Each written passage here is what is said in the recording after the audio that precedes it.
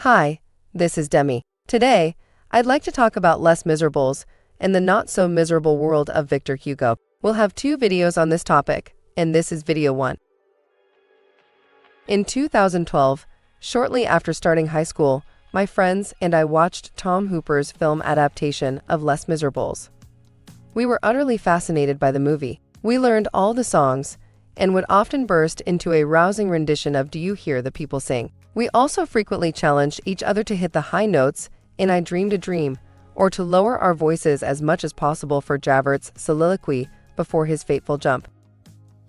Our school drama teacher ambitiously decided to stage Les Miserables at our high school. We had quite a few students with excellent singing and acting talents, and some of the supporting actors were my close friends. Watching them perform on the high school stage felt very different from watching the movie. In the film, the actors seemed distant and almost unreal, but seeing my friends perform on stage, I was amazed at how well they could sing and act. Of course, our high school of about 2,000 students couldn't find actors to perfectly fit all the characters' descriptions. For example, both Fantine and Marius were played by black students, young Cosette was played by our teacher's little son, and the student who played Javert had a great voice, but was super overweight.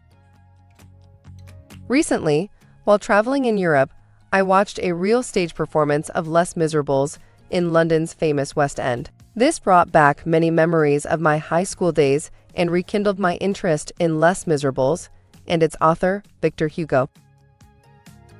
Les Miserables is one of the world's literary classics and Hugo's most famous novel since its publication in 1862.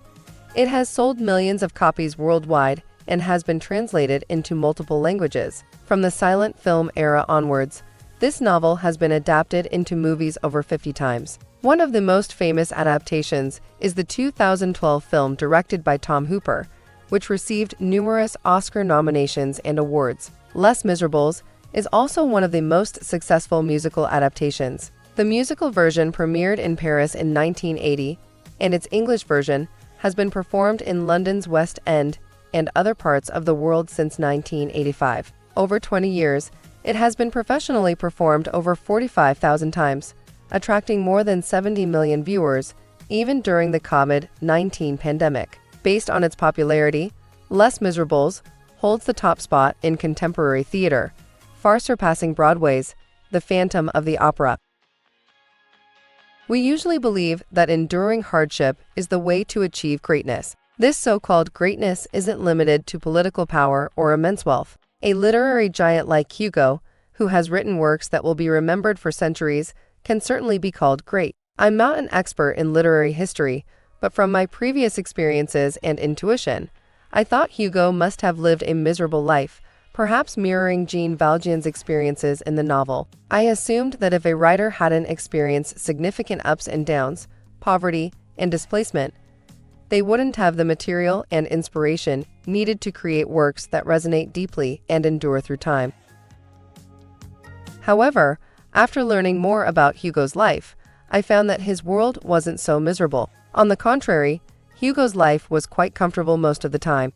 Imagine a young prodigy from a prestigious family who, before turning 30, was already France's most famous writer, continuously receiving substantial royalties and theater income, interacting with emperors of different dynasties, and being honored with knighthood and noble titles. How miserable could his life be? If we consider where Hugo's writing material and inspiration came from, we should thank the politically turbulent times he lived in. Hugo's life witnessed history and successfully recorded it. Now, let's look at the major events in Hugo's life and how they related to him. Hugo was born in 1802, just a decade after the radical and tumultuous French Revolution that led to the executions of Louis Roman XVI and Robespierre. When Hugo was 2, Napoleon Bonaparte inherited the revolution's achievements, crowned himself Emperor of France, and established the First French Empire. During Hugo's childhood and teenage years, 1803 to 1815, Napoleon launched a series of wars, such as the Battle of Austerlitz, the Battle of Jena, and the Russian campaign, to consolidate his power and counter the anti-French alliances in Europe. Since Hugo's father was an officer in Napoleon's army, Hugo spent much of his childhood moving around with his parents. In 1814, when Hugo was 12, the Bourbon monarchy was restored, and Louis XVIII became king. The following year, Napoleon was defeated at Waterloo and exiled to Elba. Hugo's youth was spent during the Bourbon Restoration. Thanks to his genius writing talent, Hugo received recognition from both Louis Roman XVIII and Charles X. At 18, he was awarded by Louis Roman XVIII for writing poetry praising the Bourbon Restoration. At 23, he received a set of expensive Sevres porcelain for his poetry celebrating Charles X's coronation. At 30, Hugo was awarded the Legion of Honor and received an annual royal pension of 3,000 francs.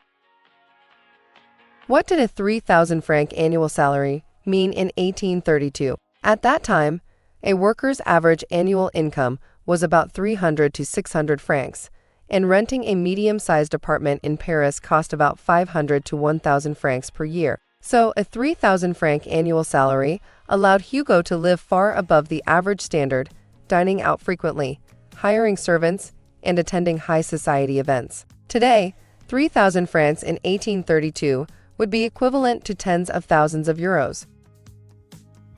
Besides his steady royal pension, Hugo's early plays were also very successful. For example, although Cromwell, 1827, was never performed, it earned Hugo widespread fame. The preface to Cromwell is considered the manifesto of French Romanticism. Hernani, 1830, with its dramatic plot, themes of love and hatred, and passionate, individualistic characters, was also hugely successful, running for 100 performances in major theaters. The success of Hernani established Romanticism as the mainstream in French theater and literature, triumphing over the previously popular classicism represented by Molière. Hugo's classic work, The Hunchback of Notre Dame, was published in 1831. By the age of 30, Hugo was already France's greatest living writer.